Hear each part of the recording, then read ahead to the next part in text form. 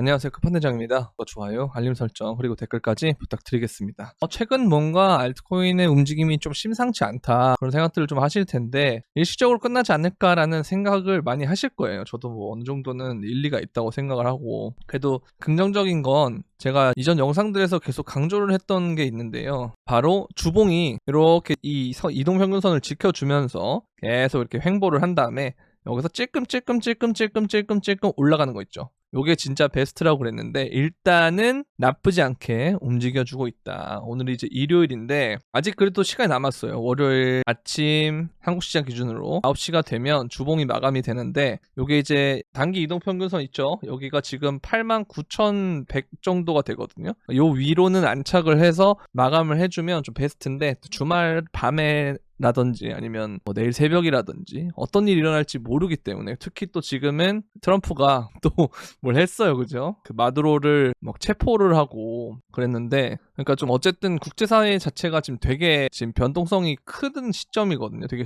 여러 가지 이슈들이 공존할 때라, 이게 시장 자체 지금은 좋게 작용하고 있지만 언제 또 바뀔지 모르기 때문에 우리는 지금 확인 매매를 하는 게 좋다. 확인 매매라 함은 아까 말씀드린 것처럼 주봉이 마감을 할 시점에 여기 있는 단기 이동평균선 있죠?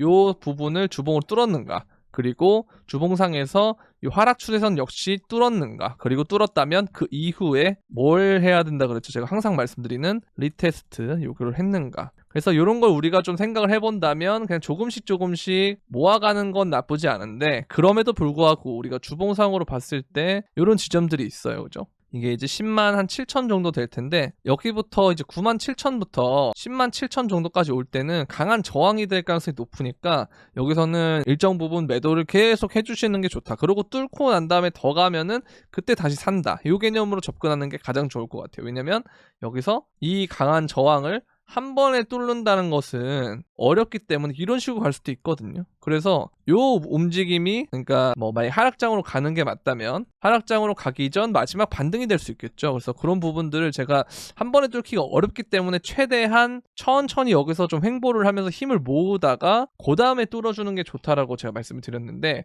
여기도 마찬가지예요. 그러니까 여기도 이러한 횡보 구조를 오래 가져갔기 때문에 뚫고 빠르게 여기까지 올릴 수 있었다라고 이해를 하시면 되는데, 그게 안 된다면 요 움직임처럼 되는 거죠. 이제 2021년 고점이고 22년 저점, 22년 말 저점인데, 이걸 가기 전에 쭉 떨어지다가 이렇게 반등하는 구간이 있었어요. 근데 이때 주요 이동평균선을 넘지 못했죠. 그러니까 이제 이렇게 빠지는 건데, 요 움직임이 될 수 있다는 거, 이거는 우리가 계속 주의를 할 수밖에 없다라는 거, 그렇게 보시면 될 것 같고요. 정말 근데 신기한 건, 트위터에서 많은 사람들이 막 하락을 전망하고 하니까 반등이 이렇게 오는데, 또 반등이 좀 오니까 이제는 반대로 이런 움직임을 이야기하는 사람이 별로 없고요. 하락 이 될 것이다, 지금은 단기 반등일 것이다 라고 얘기하는 사람들보다는 또 귀신같이 이렇게 상승 가능성, 그리고 알트장에 대한 이야기들, 그런 것들 하는 사람이 높아졌어요. 근데 일단 어쨌든 긍정적인 부분은 그래도 1000개 이상의 비트코인을 가지고 있는 고래들이 거래를 하는 이 축적 형태가 조금씩 증가한 것은 굉장히 고무적이다. 좀 많이 튀긴 했어요, 이게. 그래서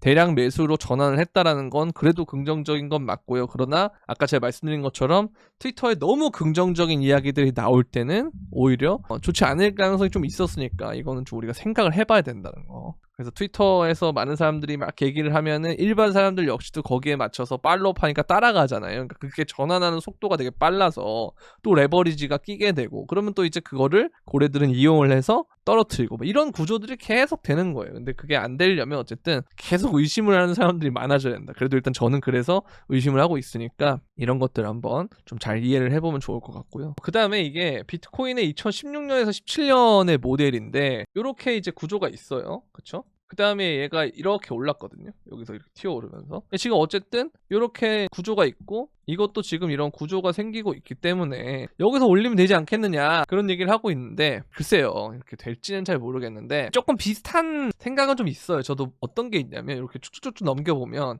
이런 의견들이 여러 개가 있거든요. 근데 이게 되게 재밌는 거예요. 그러니까 우리가 지금 상황을 봤을 때 누가 봐도 뭔가 2026년은 이 버블의 고점이 될 것 같은 그런 느낌이 많잖아요. 근데 이게 이제 상반기에 버블의 고점이 생긴다라고 하면 결국 26년은 피크다라는 것은 사실 2026년 1월에 고점이어도 되고 2월, 뭐 3월, 4월, 5월, 6월, 7월, 8월 아무 때나 고점이어도 상관없어요. 왜? 그럼 이거 고점인 거니까. 2026년 안에만 생기면 된다는 건데 지금 고작 1월 4일이거든요. 그래서 상반기에 뭔가 좀 한 2월 정도까지는 좀 힘을 모았다가 그 다음에 이제 빠르게 뭐 3, 4, 5, 6 이러든가 이렇게 불장이 일어난다면 어쨌든 상반기 안에는 끝난다는 소리거든요. 그쵸? 상반기 하반기 이렇게 있으니까 그러니까 그런 움직임이 뭔가 여기서 힌트를 얻을 수 있지 않을까라는 생각이 좀 들어서 정말 만약에 고점이 그러니까 상승장이 오고 만약에 알트장이 있다라고 하면 좀 파괴적으로 알트장이 오기 위해서는 얘가 여기서 찔끔 하다가 이렇게 올라가는 게 좋다는 거예요. 아까 이제 그 말씀드렸던 2016년도의 모델을 한번 보면요.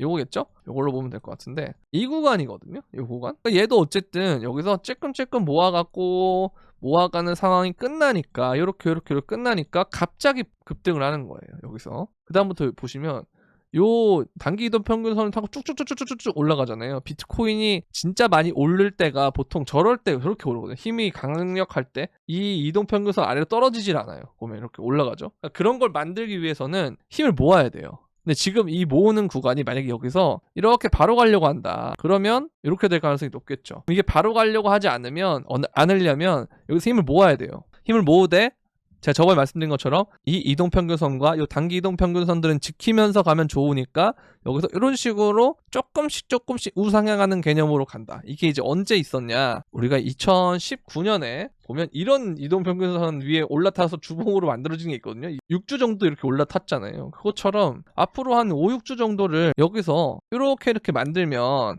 캔들을 이동평균선이 이렇게 될 것이고 장기 이동평균선도 여기서 살짝 이렇게 올라가겠죠. 요때 이제 얘는 이만큼씩 내려올 거란 말이에요. 요게 이제 모이겠죠. 요때 이제 넘어가지고 지지받고 빡 올리면은 빠르게 할 수 있겠죠. 그러니까 이게 뭐 6주에서 12주 이런 거 계산해 보면 그러면 결국 뭐 한 3월까지는 가야 되는 거 아니냐.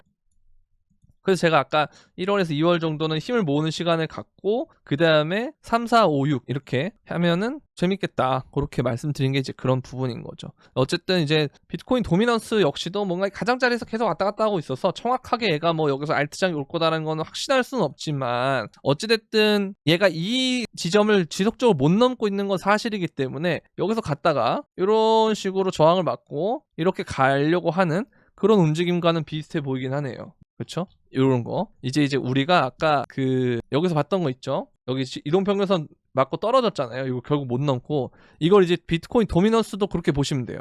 얘가 어쨌든 여기에 있는 주요 이동평균선을 넘지 못하고 떨어지는 시기가 올 수 있다. 그러나 그게 아니고 만약에 넘어버린다. 넘으면서 지지까지 받는다 하면 이제는 이렇게 됐을 때는 좀 상황이 반전이 되겠죠. 근데 그게 아직까지 일어나지 않았기 때문에 계속 저항을 받는다라는 생각을 하면 이후에 이렇게 강력하게 떨어질 수 있는 그런 순간도 있다.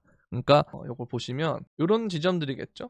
2021년 3월 달이라든가 이런 순간들 또 이런 순간들 또 보면은 뭐 이런 게 제일 비슷하겠네요. 그러니까 이런 것들 여기도 마찬가지. 그래서 이제 그런 순간들이 될 수도 있으니까 그럼 너무 포기하지 마시고 제가 이제 계속 말씀드린 건 포기만 안 하면 된다. 근데 너무 적극적으로 할 필요도 없고 조금 이제 우리가 한 발짝 멀리서 지켜보되 계속 원칙을 지키면서 가면 나쁘지 않을 거다. 왜냐면 현금 비중이나 뭐 비트코인, 이더리움들 일단 갖고 있으면서 조금씩 알츠를 하는 건 괜찮다라고 항상 말씀을 드렸으니까 이런 것들 그리고 사팔사팔 잘하고 그런 것만 하면은 저는 문제 없다고 생각하거든요. 그러니까 그게 이제 그러다가도 아까 말씀드린 것처럼 어느새 여기를 갔다가 저항을 맞고 떨어지거나 그럴 수도 있으니까 항상 이제 우리는 긴장을 해야겠죠. 그래도 이제 여기를 어쨌든 잘 마무리를 해서 올라가면 좋은 건 이 추세선도 지키고 여기서 있는 추세선도 지키면은 여기를 리테스트 한 번 리테스트 2번 해서 올리는 거기 때문에 여기서 올라가는 것은 이 저항 있죠. 저항만 잘 마무리해서 올라간다면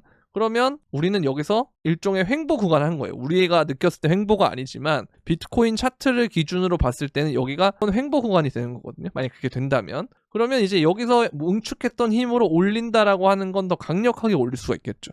근데 그때 마침 주식이나 금이나 은, 채권, 그 다음에 부동산 이런 것들이 만약에 좀 지지부진해요, 만약에. 그러면 시장에 있던 돈이 다 일시적으로 이렇게 온다라고 했을 때는 순식간에 알트나 비트나 이런 것들이 펌핑이 올 수는 있겠죠. 근데 이건 우리가 그릴 수 있는 가장 좋은 희망회로에 가깝지만 어쨌든 그런 것들에 대한 선결 조건이 이뤄지려면 차근차근 하나씩 이뤄져야 될 거 아니에요. 근데 그러려면은 아까 말씀드린 대로 지금 이 구간에서 행해져서 힘을 모으는 과정이 굉장히 중요하고 이런 과정에서 여러분들이 지루할 수 있겠지만 절대 시장을 떠나서는 안 된다라고 말씀을 드리면서 오늘 영상은 여기까지 하겠습니다. 새해가 되면서 좀 여러 가지 이슈들이 조금씩 생기고 있는데 좀 대외 이슈도 조금씩 생기고 그렇지만 그래도 별 영향이 없었으면 좋겠습니다. 한국에는. 그리고 우리 코인 시장에도 별 영향이 없었으면 좋겠어요. 오히려 긍정적으로 영향을 줬으면 좋겠다라는 말씀 드리면서 오늘 영상은 여기까지 하도록 하겠습니다. 네, 도움이 되셨다면 구독과 좋아요, 알림 설정 그리고 댓글까지 부탁드리면서 그럼 안녕.